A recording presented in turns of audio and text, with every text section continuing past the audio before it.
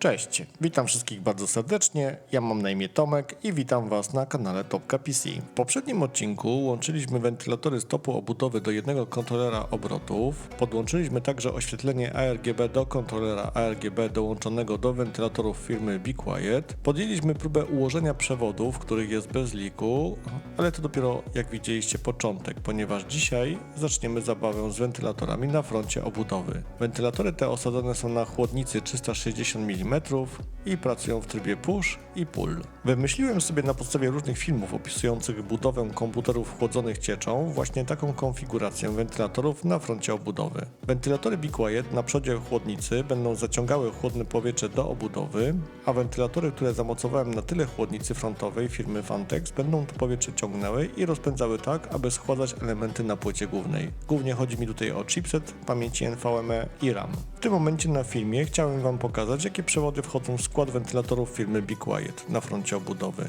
Mamy przewód zasilający wentylatory PWM, przewód ARGB żeński i męski. Natomiast wentylatory firmy Vantex posiadają jeden przewód zasilający PWM, ponieważ wentylatory te możemy połączyć ze sobą, dlatego mając jeden przewód PWM zarządzamy 3 wentylatorami. Dodatkowo wentylatory te posiadają własny kontroler obrotów. Widzicie tutaj przełącznik, którym można ustawić tryb pracy wentylatorów. U mnie wentylatory są ustawione na tryb Performance. Tryb Performance oznacza, że wentylator będzie mógł rozpędzić się maksymalnie do 2000 obrotów na minutę.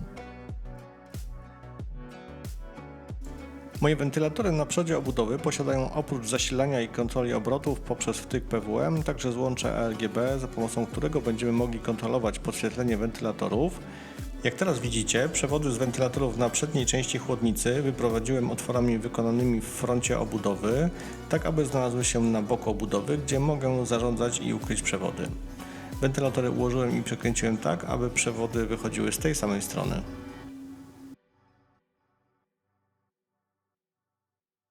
Niestety za chwilę będziemy musieli zrobić to, co jest chyba najbardziej upierdliwą czynnością przy składaniu jakiegokolwiek komputera, czyli układanie przewodów. Nie jest to trywialna część, ponieważ poprawne ułożenie przewodów ułatwi nam późniejsze serwisowanie komputera, czy łatwe odszukanie przewodu urządzenia, które nie działa. Zaczynamy od wentylatorów Vantex w trybie pull na tyle chłodnicy 360 mm. Wentylatory te posiadają krótki przewód PWM. W zestawie mamy przedłużkę tego przewodu, którą oczywiście wykorzystamy.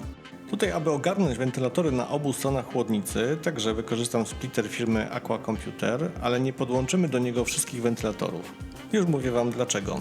Ogólnie różne wentylatory mają różne prędkości obrotowe, maksymalne i minimalne. Posiadają także różne tryby, np. tryb Quiet. I aby sterować efektywnie wentylatorami, możemy łączyć tylko takie wentylatory ze sobą, które są podobne, jeśli chodzi o parametry. Bo inaczej może się zdarzyć tak, że ustawiając prędkość obrotową np. 400 obrotów na minutę, jeden wentylator będzie pracował, a drugi będzie wyłączony, bo jest to prędkość obrotowa poniżej jego prędkości minimalnej. Teraz jak widzicie na filmie umiejscowiłem sobie splitter w miarę możliwości blisko wentylatorów i teraz podłączę do niego 3 wentylatory Be Quiet, a sam splitter jednym przewodem później do płyty głównej. Teraz jeszcze, aby uporządkować sobie przewody ARGB, które podłączałem we wcześniejszym odcinku od wentylatorów 140 mm na górnej chłodnicy, podłączę do okablowania ARGB podświetlenie bloku wodnego znajdującego się na procesorze. Zawsze kiedy łączę ze sobą wtyk męski i żeński ARGB, dodatkowo wzmacniam połączenie taśmą izolacyjną, tak aby przewody się nie rozpięły podczas naprężeń przewodów lub przy ewentualnych serwisach komputera. Polecam ten sposób, który w łatwy sposób eliminuje problemy z rozpinaniem się podświetlenia. Być może ktoś z Was tego doświadczył, ja doświadczyłem i tutaj widzę, że ten sposób daje radę. Podświetlenie ARGB wentylatorów na przodzie chłodnicy musimy podłączyć do huba ARGB, do którego wcześniej już podłączyliśmy 3 wentylatory z góry obudowy i podświetlenie bloku wodnego procesora. Teraz na ekranie widzicie opis złącza ARGB płyty głównej i maksymalne wartości natężenia prądu, jakich nie możemy przekroczyć. A to jest opis techniczny wentylatorów od Be Quiet, znajdziemy tam wszystkie wymagane informacje.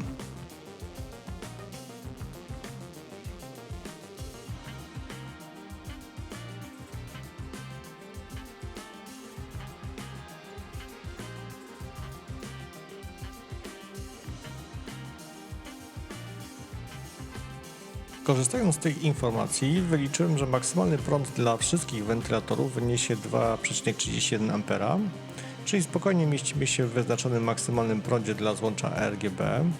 Myślę, że maksymalną ilość 1000 diod też raczej nie przekroczymy. Teraz widzicie, już przyspieszyłem nieco film, na którym układam przewody RGB. Spinam je opaskami tak, aby później nam nie przeszkadzały. Lubię estetykę i staram się ułożyć przewody tak, aby nie gryzły mnie w oko. Tym bardziej, że front obudowy jest ze szkła, co prawda lekko przydymionego, ale jednak szkła. Nie ukrywam, że nie lubię układania przewodów, bo stosunkowo nic za wiele się nie dzieje, a jak widzicie roboty jest dużo. Myślę jednak, że głównie przed przystąpieniem do pracy należy wszystko sobie przemyśleć, jak podłączyć podświetlenie, jeśli takie posiadacie, czy będziemy mieć ewentualnie przedłużki do przewodów, huby i co najważniejsze odpowiednią ilość złącz na płycie głównej. Trochę Was tutaj zagaduję, bo jak widzicie opaski, cięcia, przewody, ogólnie nudy i nudy. Ale mam nadzieję, że jak to ogarniemy, zajmiemy się innymi ciekawymi rzeczami związanymi ze składaniem komputerów. Tym bardziej, że na horyzoncie lekko i niebrawo pojawia się następny temat, jakim się zajmę, a będzie to komputer dla chłopaka w podstawówce, który będzie trochę chłodzony cieczą, a trochę nie. Taka niespodzianka. Stworzę konfigurację komputera, który nie będzie super mocną konfiguracją, a co za tym idzie, nie będzie to bardzo drogi zestaw. Chciałbym, aby był to komputer tzw. średniak, który będzie miał potencjał do tego, aby rozbudować jego chłodzenie wodne do pełnego customa. Zobaczymy, jak mi się uda ten plan, a już tu i teraz chciałbym Was do tego nowego mojego cyklu zaprosić, więc jeśli jesteś zainteresowany lub zainteresowana, poproszę o subskrypcję mojego kanału, oczywiście jeśli to co robię Cię interesuje. Będzie to dla mnie bardzo miłe i motywujące do dalszej pracy i poprawy tego, co na tym kanale kuleje. Dobrze, wracamy do filmu. Jak widzicie, obudowa, którą posiadam, oferuje wiele możliwości przeprowadzenia przewodów, jak i montażu dodatkowych elementów jak splittery wentylatorów lub huby oświetlenia RGB. Fakt, to dość duża obudowa i nie ukrywam, że wyposażona we wszystkie boki, które są wykonane z hartowanych szyb, jest dość ciężka, bo mówimy tutaj o wadze 13,5 kg. A muszę tutaj zaznaczyć, że to jest pusta, mówiąc kolokwialnie, buda. Sam jestem ciekawy, ile będzie ważyła po zamontowaniu wszystkich elementów układu customowego i po napełnieniu płynem. Na pewno wykonam jej ważenie. Teraz po ułożeniu i spięciu przewodów wentylatorów opisuję sobie przewody tak, aby za może parę miesięcy pamiętać i nie odkrywać na nowo Ameryki, skąd są i co to za przewody, które tutaj ułożyłem. Jak widzicie, jest parę tych przewodów, a pozostały nam jeszcze przewody obudowy, czyli włącznik, reset, porty USB. Nie podłączyłem jeszcze żadnych przewodów zasilacza, przede wszystkim przewodu zasilającego 24-pinowego ATX i przewodów zasilających SATA, które posłużą nam do zasilenia huba RGB i do zasilenia pompy DistroPlate. Teraz wybiegając nieco w przód mojego filmu, opowiem Wam o płycie głównej i o portach, do których podłączymy wentylatory chłodnic. W tym momencie mamy podłączone wentylatory chłodnicy 420 mm na topie obudowy. Są to 3 wentylatory 140 mm firmy Be Quiet. Nie musimy się martwić o przekroczenie maksymalnych wartości obciążenia dla portu PWM na płycie głównej, ponieważ podłączyliśmy tylko 3 wentylatory do jednego portu PWM. Tak samo będzie z wentylatorami na chłodnicy 360 mm z frontu obudowy, a mianowicie 3 wentylatory ze splittera podłączymy do następnego wolnego portu dostępnego na płycie głównej, a wentylatory z tyłu chłodnicy firmy Fantex w trybie pull podłączymy do innego wolnego portu PWM płyty głównej. Dodatkowo dochodzi nam jeszcze kontrola obrotów pompy DistroPlate. Pompę podłączymy do portu PWM opisanego na laminacie płyty głównej jako pump, czyli pompa. Użyjemy 4 porty PWM płyty głównej, pozostaną nam jeszcze porty PWM w górnej części płyty głównej, tuż pod topem obudowy z opisem CPU Opt i CPU Fan. Te porty pozostaną nieobsadzone. Teraz na filmie widzicie, jak opisuję przewód oświetlenia RGB, który podłączyłem do huba RGB. Teraz ten przewód kontrolujący splitter podłączymy do płyty głównej. W tym momencie pokażę Wam porty kontrolujące prędkość obrotową wentylatorów na płycie głównej. Tutaj pod wentylatorami górnej chłodnicy mamy 2 porty CPU OPT i CPU Fan. Poniżej mniej więcej w środku płyty głównej obok radiatorów sekcji zasilania mamy kolejny port PWM i na samym dole tuż przy krawędzi laminatu płyty głównej ostatni port PWM.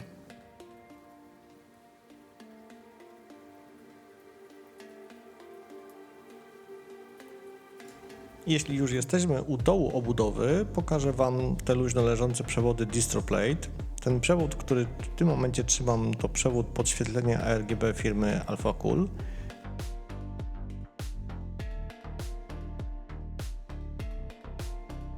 Ten przewód o małej wtyczce pewnie już rozpoznajecie, to przewód PWM kontrolujący obroty pompy, a ten szeroki to przewód SATA stosowany w dyskach HDD, SSD, który służy do zasilenia pompy DistroPlate. Rozpoczynamy zabawę z przepychaniem przewodów przez szczeliny w obudowie, tak aby dostać się do portu na płycie głównej. Tutaj wykorzystując rynienkę na górze obudowy przejdziemy na drugą stronę obudowy, tak aby podłączyć przewód i ukryć go tak jak najbardziej będzie można. Wymyśliłem sobie, że ten przewód podłączę na środku płyty tuż obok radiatora sekcji zasilania płyty głównej, ponieważ kiedy podłączymy kartę graficzną, która z portem PCI Express będzie połączona za pomocą risera i jej ułożenie względem płyty głównej będzie równoległe, wtedy karta z blokiem wodnym zasłoni nam wszystko to, co mogłoby być widoczne w okolicach pierwszego i głównego portu PCI Express. Oczywiście takie mam przypuszczenia, nie wiem czy moje obliczenia są właściwe, tym bardziej, że nie wiem jeszcze za bardzo co to będzie za karta graficzna, może RTX 4090 lub może coś z nowej serii RTX 5000, która nadchodzi, a niektóre informacje mówią nawet o tym, że ma się ona pojawić przed końcem tego roku. Ułożyłem przewód tak, aby jak najmniej było go widać, teraz jeszcze naciągnę go, aby po czasie się nie poluzował, i tak naprężonego zwiążę go opaską, by jego stan z czasem się nie zmienił.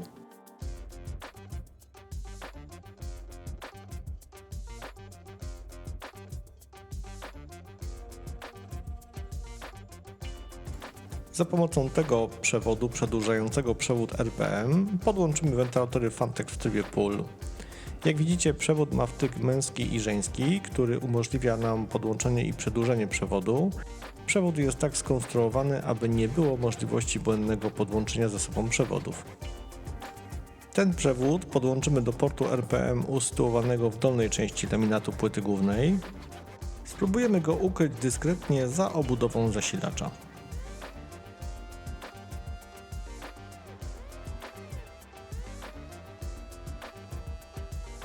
I znowu to samo.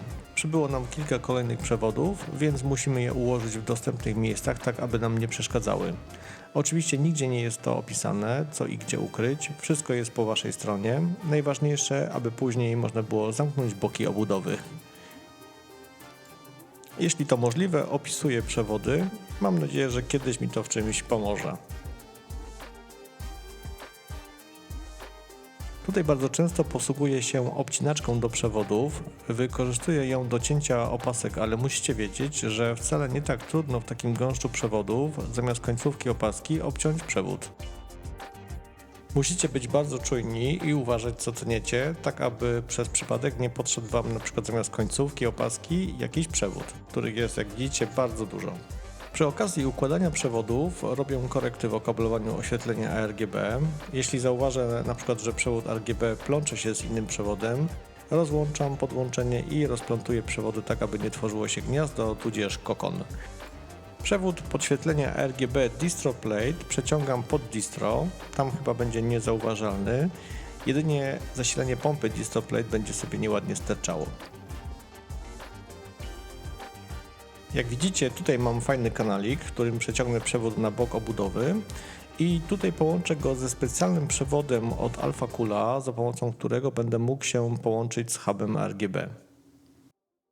Przeciągam także zasilanie pompy DistroPlate, przewód SATA, który połączę z przewodem od zasilacza także na boku obudowy. Kolejne przewody i kolejne układanie, jedynie można się pocieszyć, że tych przewodów jest już coraz mniej.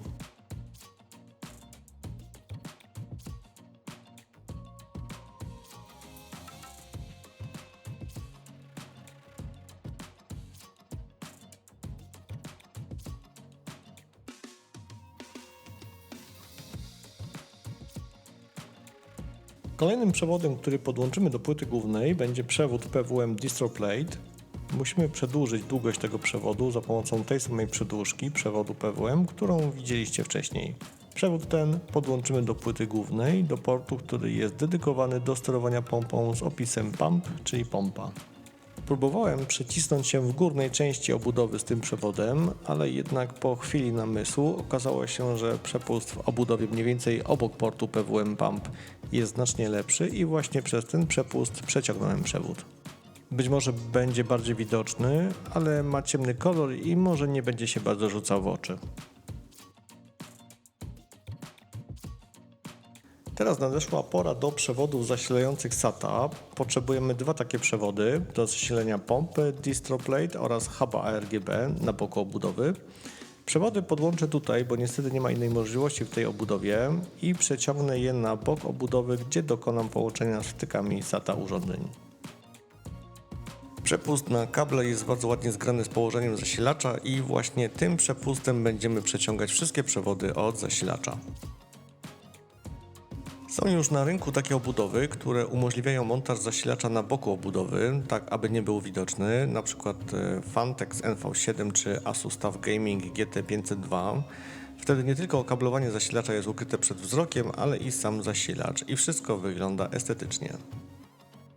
Teraz połączymy ze sobą zasilanie SATA od zasilacza z wtykiem SATA DistroPlate oraz huba ARGB. Wtyki są także tak skonstruowane, aby nie było możliwości złego spięcia wtyczek.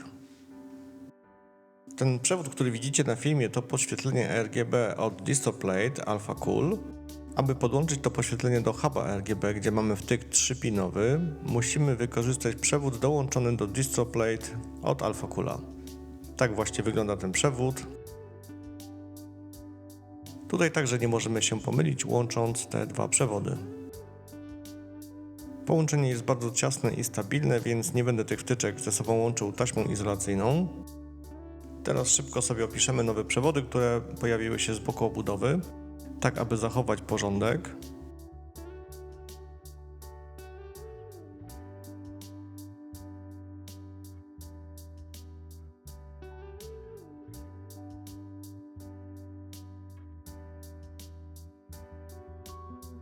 Aby podświetlenie DistroPlate połączyć do huba, w którym brakuje już wolnego portu, wykorzystuję wtyczki od wentylatorów Be Quiet, za pomocą których oświetlenie RGB wentylatorów można było połączyć razem.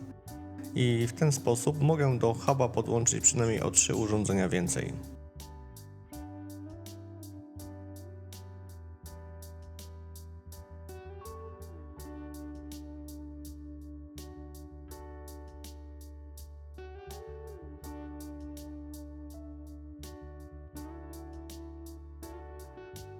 Teraz uporządkujemy przewody zasilające SATA oraz inne przewody, które są w pobliżu.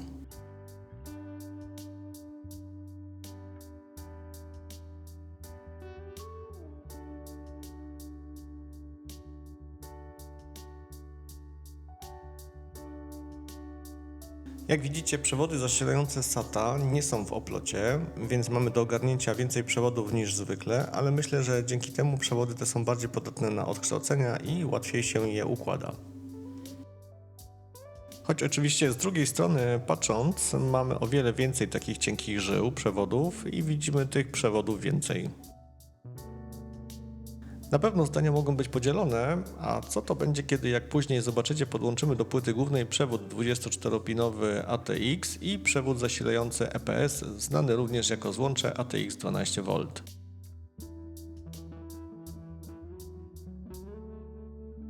Rozpoczynamy podłączanie przewodów obudowy do płyty głównej. Mamy kilka takich przewodów, jak widzicie na filmie. Największe przerażenie zawsze chyba wywołują te malutkie i cienkie przewody, za pomocą których sterujemy włącznikiem i wyłącznikiem obudowy, przyciskiem reset, sygnalizacją pracy dysku twardego czy pracą komputera.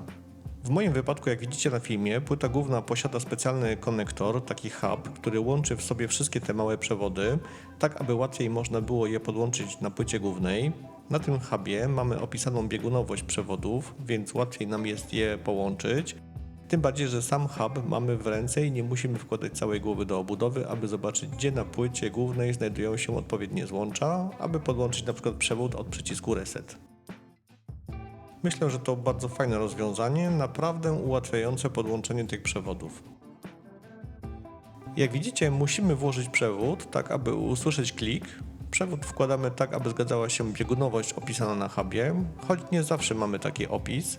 Jeśli tak jest, to znaczy, że biegunowość jest nieważna, jak na przykład przy przewodzie reset.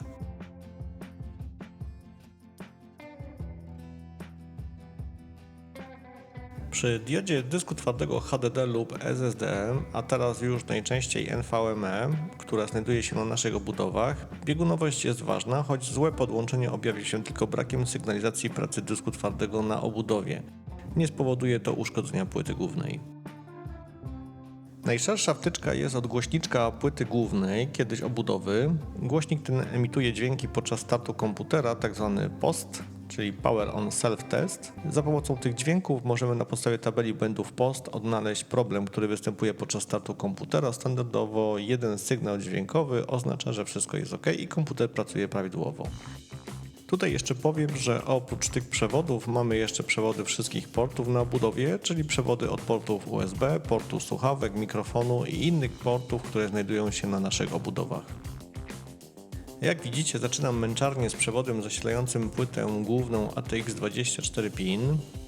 Mówię męczarnię, ponieważ ten przewód jest naprawdę wielożyłowym przewodem, a w moim przypadku to przewód customowy od Cable Mod, który sam zamówiłem, a który jak widzicie składa się z wielu kolorowych żył, które skustomizowała, jeśli można tak powiedzieć, moja żona. Przewód posiada 3 organizatory przewodu, to te cienkie aluminiowe zamontowane na przewodzie blaszki, za pomocą których będę mógł wyrównać żyły przewodu. Mam nadzieję, że te organizatory przewodu poprawią wizualnie wygląd przewodu. To mój pierwszy raz, jeśli chodzi o taki przewód. Jak być może wiecie z wcześniejszych moich filmów, zasilacz, który posiadam firmy Phanteks, oprócz przewodu zasilającego nie posiada w opakowaniu żadnych innych przewodów. Stąd potrzeba zamówienia wymaganych przewodów, aby podłączyć peryferia komputera do płyty głównej.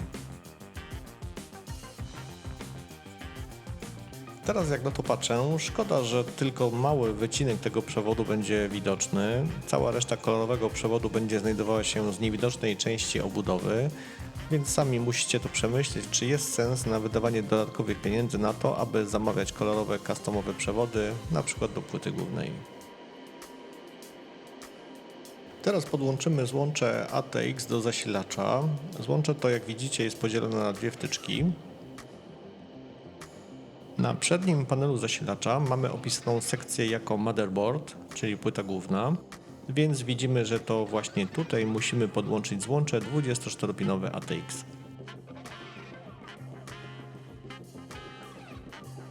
Teraz już przyspieszona zabawa z kabelkami.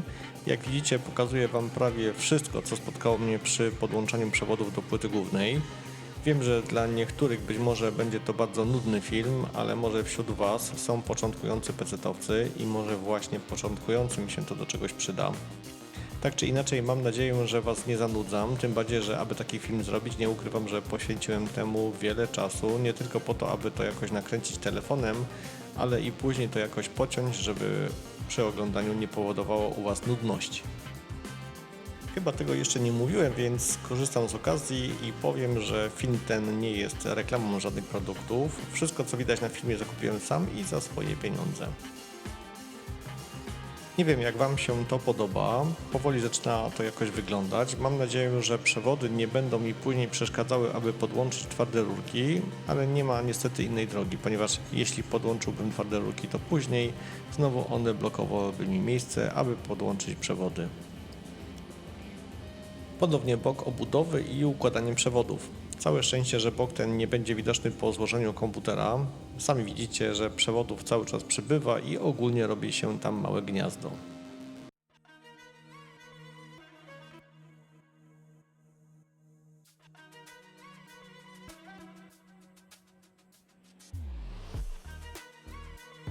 Na początku rozdziału o przewodach obudowy pokazałem Wam przewody, które musimy podłączyć do płyty głównej. Jednak najpierw musiałem podłączyć przewody, które zawierały więcej żył, czyli zasilanie płyty głównej ATX 24 pin, ponieważ łatwiej będzie mi później przepchnąć przez przepust w obudowie jednożyłowy przewód niż wielożyłowy. Dlatego za chwilę zobaczycie, jak podłączę do płyty głównej przewody obudowy, przewody USB i HD Audio. Przewody, które teraz widzicie, na szczęście są dość małe, więc można je bez problemu przecisnąć. Jak widzicie, to jest przewód HD Audio.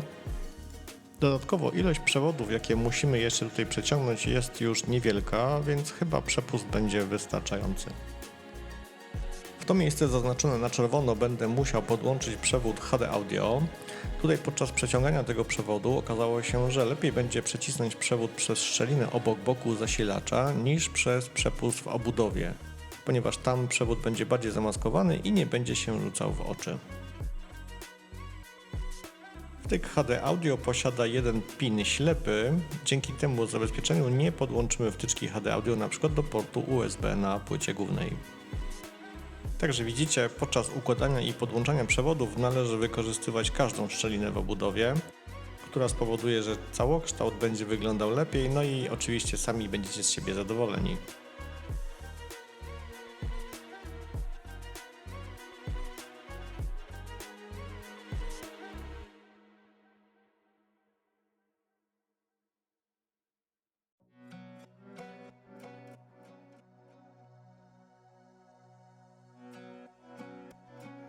Teraz przewód USB to przewód odpowiedzialny za porty USB 2.0 na obudowie komputera. Tutaj na czerwono widzicie miejsce, do którego zostanie podłączona ta wtyczka.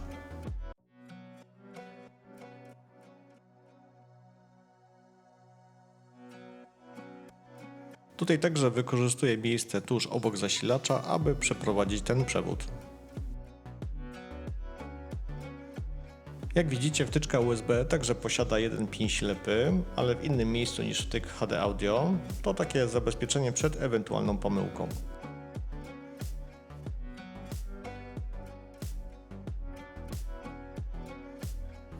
Teraz nadszedł czas na tzw. front panel, czyli hub, o którym była mowa na początku tego rozdziału. Udało się przez przepust w obudowie przeciągnąć cały hub od frontu panelu i zaraz podłączymy go do płyty głównej. Tutaj, aby się nie pomylić, w dolnej części tego huba mamy otwory, które podłączając tylko w jeden właściwy sposób możemy umieścić w porcie na płycie głównej.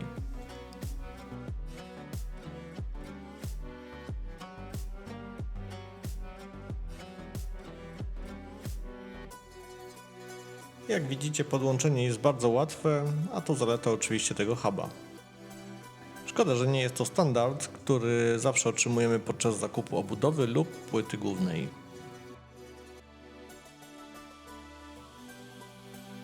Jak widzicie, z boku znowu masakra, więc niestety musimy na nowo zająć się układaniem przewodów, a to niestety jeszcze nie wszystkie przewody, które dzisiaj zobaczymy.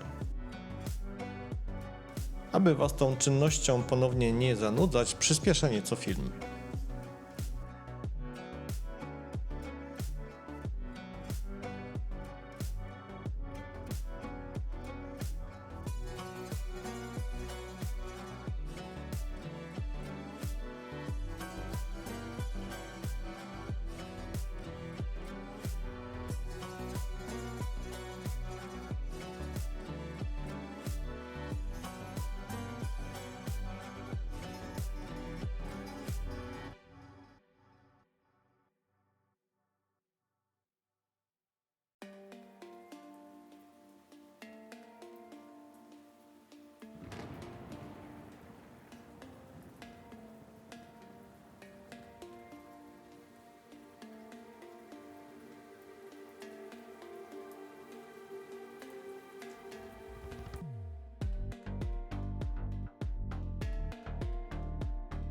Teraz zapraszam na kolejny customowy przewód. Tym razem jest to przewód EPS, znany także jako złącze ATX 12V. Jest to przewód, który dostarcza dodatkowe zasilanie do procesora. Kiedyś w dawnych czasach procesorowi wystarczało zasilanie dostarczane przewodem ATX 24-pinowym. Teraz czasy są już inne, a procesory można powiedzieć, że pożerają energię. Port EPS usytuowany jest w górnym rogu płyty głównej, tuż przy chłodnicy i wentylatorach. Jest tam dość trudny dostęp, a przewód, jak widzieliście, nie za długi. Zamawiając go, starałem się przewidzieć jego długość, choć nie ukrywam, patrząc teraz na odległość od portu poprzez bok obudowy do zasilacza, obawiałem się, że może nie styknąć. No cóż, za chwilę wszystko będzie jasne.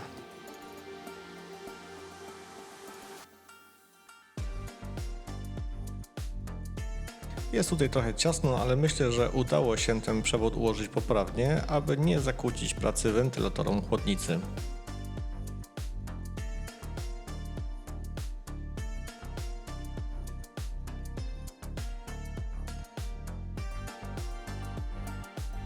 Teraz górna część obudowy i powiem Wam, że dobrze, że szczelina jest tak blisko tutaj w rogu obudowy, bo jeśli musiałbym poprowadzić przewód tam, gdzie przechodziłem z przewodami od wentylatorów i splittera, to długość przewodu EPS byłaby za krótka.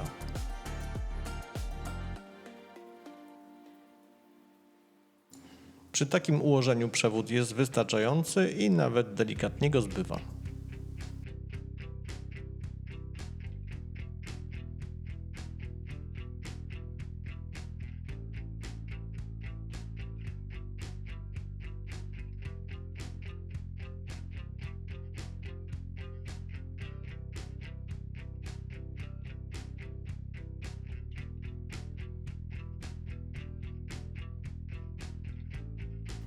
Przy zasilaczu robi się już delikatnie ciasno i aby poprawnie podłączyć przewód EPS, musiałem odłączyć wcześniej podłączone zasilanie SATA.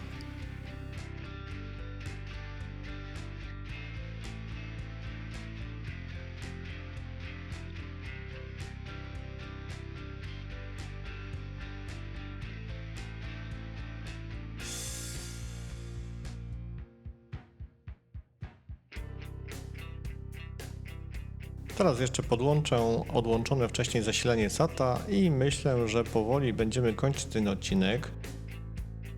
Myślałem, że przy okazji tego filmu pokażę Wam jeszcze podłączenie przewodu spustowego do DistroPlate. Niestety muszę to już przełożyć na kolejny film, ponieważ z tego filmu zrobiła się już jakaś wielka epopeja, więc bardzo przepraszam za to, że tego elementu w tym filmie nie będzie. Mam nadzieję, że już wkrótce pojawi się na moim kanale nowy film, który będzie kontynuował tematykę składanego przeze mnie komputera.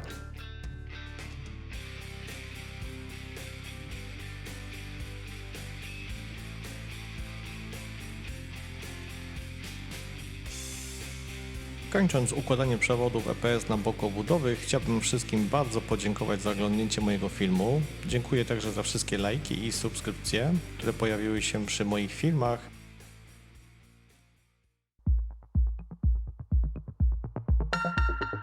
Mówił do Was Tomek z kanału Topka PC. Do zobaczenia już wkrótce. Cześć!